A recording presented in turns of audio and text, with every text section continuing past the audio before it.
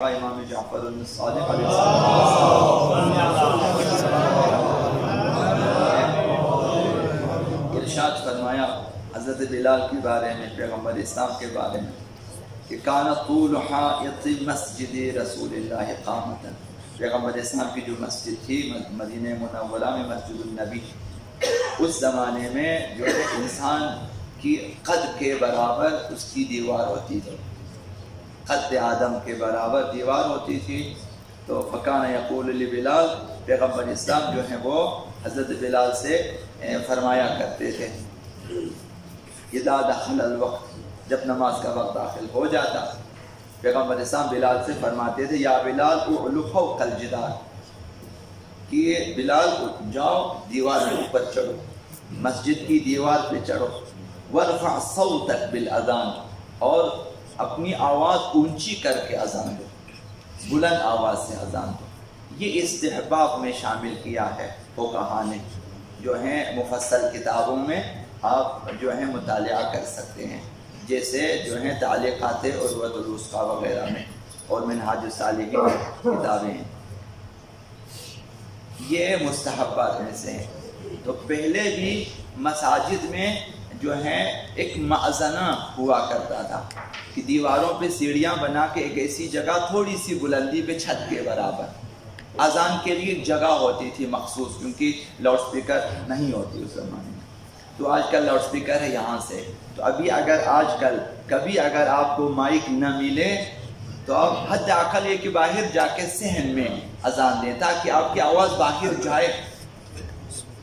ابھی محراب ہے، محراب کے اندر آپ اذان دیں یا مسجد کے اندر اذان دیں اور مطلب کوئی نہ سنے، اس میں وہ فائدہ نہیں ہے کہ جو مثلا اسلام کے مد نظر ہے۔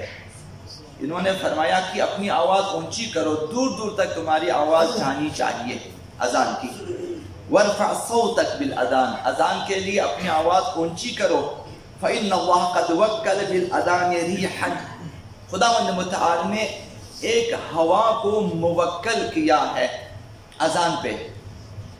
ترفعہ الی السماء، اس ہوا کا کام یہ ہے کہ جب آپ باہر اذان دے، جب آپ کی آواز بلند ہو تو اسے مزید وہ لے جاتا ہے آسمانوں کی طرف۔ آپ کی اذان کی آواز کو فرشتے لے جاتے ہیں، تو کس قدر آپ کے لیے خدا متعال نے اہتمام کیا ہے کہ آپ اذان دیں، تمہاری اذان کی آواز کو فرشتے لے جائیں گے، ہوائیں لے کر جائیں گے، وہ بھی آسمانوں تک، اہل آسمان کے لیے۔ وَإِنَّ الْمَلَائِكَةَ إِذَا سَمِعُوا، یہ ہوا یہاں سے ہماری اذان کو جو ہے لے جائے گی آسمانوں، فرشتے وہاں پھر سنیں گے۔ اذان کی آواز کو لے جانے کا مقصد یہ ہے کہ وہاں فرشتے سنیں، یعنی اس قدر اذان کی اہمیت ہے، فرشتے سنیں۔ جب فرشتے سنیں گے اذان کو اہل زمین سے، اب کتنی اذانیں ہوتی ہے خداوند بہتر جانتا ہے روئے زمین پہ، تو فرشتے لے جاتے ہیں، فرشتے پھر سنتے بھی ہیں۔ حیف ہے کہ ہم نہیں سنتے، فرشتے ہماری اذان کو سنتے ہیں اور ہم نہیں سنتے، ہم اپنی باتیں نہیں روکتے، ہم اپنا لقمہ نہیں روکتے، ہم ہماری ٹی وی پہ خبریں چل رہی، ہم خبرنامہ تھوڑی دیر کے لیے بند نہیں کرتے، ڈرامہ اگر چل رہا ہو اذان کی خاطر کہ اذان سنیں، ڈرامہ بند نہیں کرتے۔ لیکن آسمان والے سنتے ہیں زمین والوں کی اذان، اور جب سنتے ہیں قالوا هذه اصوات امت محمد صلی اللہ علیہ وآلہ بتوحید اللہ عز وجل، پھر یہ فرشتے کہتے ہیں یہ امت پیغمبر اسلام کی آواز ہے جو توحید کی گواہی دے رہی ہے، یہ امت توحید کی گواہی کے سلسلے میں امت پیغمبر اسلام کی آواز ہے۔ تو پھر فرشتے کیا کرتے ہیں؟ وَيَسْتَغْفِرُونَ لِأُمَّةِ مُحَمَّدٍ صلی اللہ علیہ وآلہ، پھر وہ فرشتے امت کے لیے، نہ صرف آپ کے لیے، باقی امت کے لیے بھی استغفار کرنے لگتے ہیں۔ آپ تو اذان دے کے نماز پڑھنے لگ جاتے ہیں، فرشتے استغفار میں لگ جاتے ہیں، حتی یفرغوا من تلک الصلاۃ، تا ان کی آپ اس نماز سے فارغ ہو جائیں۔ جس اذان کے بعد آپ نماز پڑھیں گے، جب تک آپ اس نماز سے فارغ نہیں ہوتے، فرشتے آپ کے لیے استغفار کرتے رہتے ہیں۔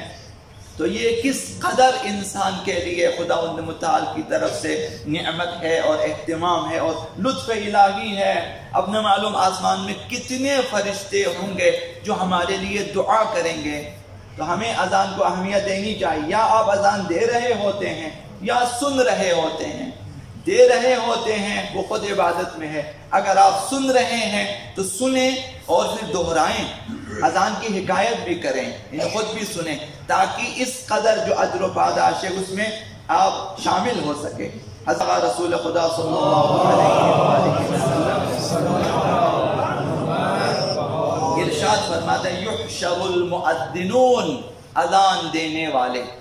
صرف لاؤڈ اسپیکر والوں کی بات نہیں کر رہے ہیں، تمام نماز گزار جو اذان دے کر نماز پڑھیں گے یا جماعت میں ہے تو اذان سن کر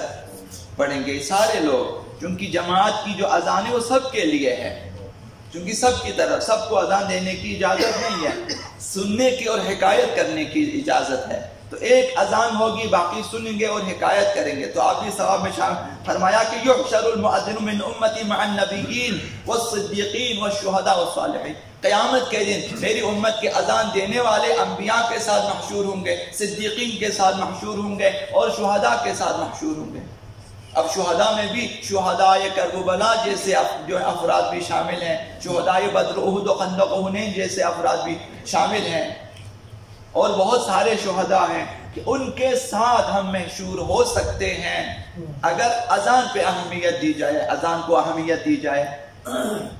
تو خداوند متعال نے اس قدر جو ہیں آسان نعمتیں، راہیں اور باتیں ہمیں بتا دی ہیں کہ اگر ہم عمل کریں بہت کچھ ہم حاصل کر سکتے ہیں۔